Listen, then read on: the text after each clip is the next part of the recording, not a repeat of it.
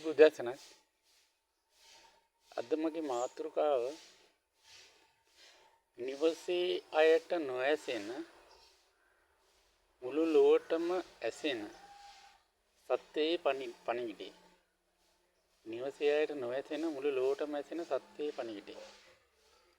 හරි, මම මේකට උදාහරණයක් කියන්නම්. බුදුන්ගේ කාලේ මේ බුදුහාමුදුරුවෝ ඉන්න කාමරේට අනිත් පැත්තේ තමයි දේවදත්ත හිටියේ. දේවදත්ත. හරි. නමුත් අල්ලපු කාමරේ හිටියට බුදුහාමුදුරුවෝගේ ධර්ම මාර්ගය එයා ගියේ නැහැ. එයා කරේ දේවදත්ත කරේ බුදුන්ගේ ගල් පෙරලපු. හරි. ඒ අල්ලපු කාමරේ ඉඳලා බුදුන්ගේ ධර්මයට ඇහුන්නේ. හරි. ඒ වගේ තමයි මේ ලෝකෙත් ඒක කතාව තමයි මේ කියන්නේ.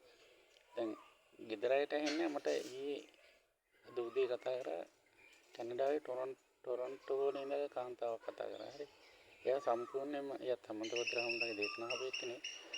එයාත් මේ ධර්මාර්ගය යන කෙනෙක්. මම හිතන්නේ එයා කතෝලික. ඒ වුණාට එයා මේ බෞද්ධයට වඩා මේ මාර්ගය හොඳට ගිහිල්ලා තියෙනවා. හරි. එයාට ධර්මය අවබෝධ වෙලා තියෙනවා. මම එයාත් කතා කරනකොට තේරෙනවා එයාගේ සිත ශක්තිමත් කියලා. ඒ කියන්නේ එයාගේ මහත්ය එයාගේ තුරුලේ මැරිලා වැටෙද්දී. හරි. එයා කිසි දෙයකට කම්පා වෙලා නැහැ. එයාට විතර දුකක් දැනෙලා නැහැ. ඒ කියන්නේ සිත ශක්තිමත්. හරි. ඒ වගේම මෙයා මාර්ගය යනවා. එයාට යම් දේවල් කියන කතාවක් මට කිව්වා. ඒ වගේ තමයි දැන් මේකෙදිත් අර සත්‍ය පණිවිඩය හැමෝටම ඇහෙන්නේ නැහැ. දැන් මගේ මං කියන්නේ මම මේ බුදු කෙනෙක් කියලා. නමුත් මං යම් දෙයක් කියනවා. ඒක යම් දෙයක් කියන්නේ අවබෝධයටපත් වෙලා කියන්නේ. පොතේ තියෙන ධර්මයක් නෙවෙයි කියන්නේ. එතකොට මට තාම මේ සබ්ස්ක්‍රයිබර්ස්ලා ඉන්නේ 120 ගන්න. මං ඒකට කිසි දෙයකට කම්පා වෙන්නේ නැහැ. මොකද ඒක තමයි ස්වභාවය. සාමාන්‍ය ආධ්‍යාත්මික මාර්ගය යන ආධ්‍යාත්මික කතාව. ඒ සත්‍ය පණිවිඩය හැමෝටම ඇහෙන්නේ නැහැ. අර බුදුහාමුදුරන්ගේ අල්ලපු කාමරේට දේවදත්තට ඒක ඇහුන්නේ නැත්නම් අනිත් අය ගැන කවර කතාවද? ඒ කියන්නේ ඒ සත්‍ය පණිවිඩය අහන්න මිනිස්සු මේ ලෝකේ පුරා පාරමී පුරාගෙන කුසල දාගෙන එනවා. එන අයට විතරයි මේ සත්‍ය පණිවිඩය ඇහෙන්නේ. ළඟින් එක්කනට ඇහෙන්නේ නැහැ. නමුත් දුරින් එක්කන ඇහෙනවා. දැන් කැනඩා ටොරන්ටෝ කියන්නේ ලංකාවෙන් කොච්චර දුරද? එතකොට ඒ වගේ අයට ඒක ඇහෙනවා කියන්නේ ඒක තමයි සත්‍ය පණිවිඩය. ඒ කියන කතාව යම් අය ශ්‍රවණය කරනවා. මම හිතන්නේ 100ට එකක් වගේ තමයි ඒක ශ්‍රවණය කරන්නේ. 99කට ඒක ඇහෙන්නේ නැහැ. ඒ පණිවිඩය. හරි. ඒ ඇහෙන අය තමයි නිවන් දකින්නේ.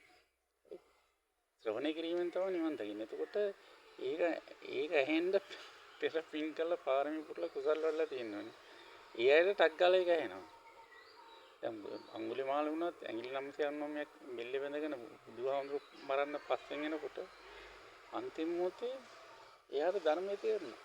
මම නැවතිලා වුණා. හිතනවත් ගන්න පටාචාරාව නිර්වස්තරව බුදුන්ගාවට නගුවා නැගිනිය සීන් සිටින්නේ කිව්වා. කෙනෙක් පස්සනාව වඩන්න කියලා.